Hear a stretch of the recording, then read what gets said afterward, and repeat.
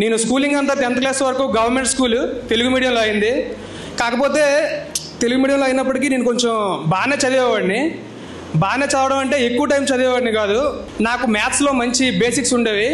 నాకు స్కూల్లో రవికుమార్ సార్ అని ఒక టీచర్ ఉండేవాళ్ళు. నాకు బెస్ట్ బేసిక్స్ ఇచ్చారు ఆయన.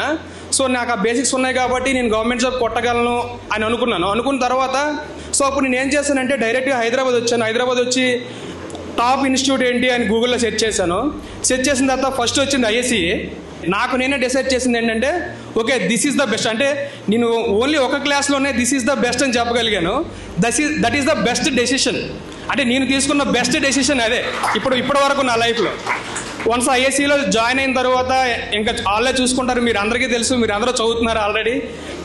అంటే ఈచ్ అండ్ ఎవ్రీ పాయింట్లో కూడా వాళ్ళు మన అలాగా తీసుకొని వెళ్తారు. అంటే లాస్ట్ వరకు అంటే మనకు జాబ్ కొట్టేంత వరకు అలా తీసుకొని వెళ్తారనే విషయం మీ అందరికీ తెలుసు. ఫస్ట్ మాక్ టెస్ట్ రాశాను. రాసిన తర్వాత ఇంగ్లీష్లో 25కి 4 వచ్చాయి.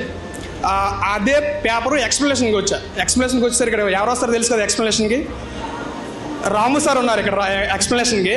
అప్పుడు రాము సార్ క్లాస్ విన్న తర్వాత ఒక ఇంత ఈజీగా ఇంత సింపుల్ అనిపించింది.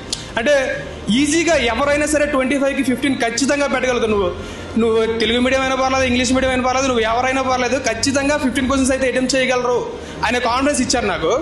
అప్పుడు నాకు అనిపించింది ఏంటంటే త్రిబుల్ ఆర్ సినిమాలో ఒక డైలాగ్ ఉంటుంది కదా, not salsa not flamingo my brother do you know not అంటారు కదా.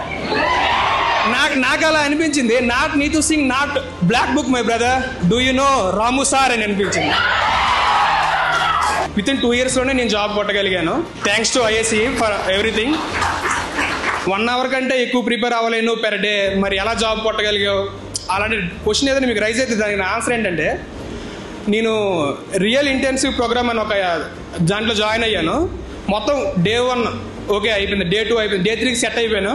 చక్కగా 12 hours అంటే నీట్గా. అంటే మాకు మంచి బ్యాచ్ ఉండేది. మా బ్యాచ్ 5 members బ్యాచ్లో అందరూ గవర్నమెంట్ జాబ్స్. ఇప్పుడు అందరూ గవర్నమెంట్ జాబ్లో ఉన్నారు. అంటే నా ఈ ప్రిపరేషన్ స్టేజ్లో ఏదైనా టర్నింగ్ పాయింట్ ఉంది అని అంటే అది రియల్ ఇంటెన్సివ్ ప్రోగ్రామ్ అని చెప్తాను. ఎందుకంటే నేను అక్కడే ఎక్కువ టైం చదవడం అలవాటు చేసుకున్నాను. అట్ ద సేమ్ టైం చాలా అవేర్నెస్ వచ్చింది. ప్రతి ఒక్కరి నుంచి అన్నీ తెలుసుకోగలిగాను. ఐఎస్సి గురించి ఒక చిన్న డైలాగ్ చెప్పి ఎండ్ చేద్దాం అనుకుంటున్నాను.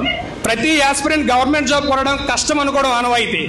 బట్ ఫర్ ఏ చేంజ్ ఆ యాస్పిరెంట్ వెనకాల కూడా ఒక నమ్మకం ఉంది. ఐఎస్సి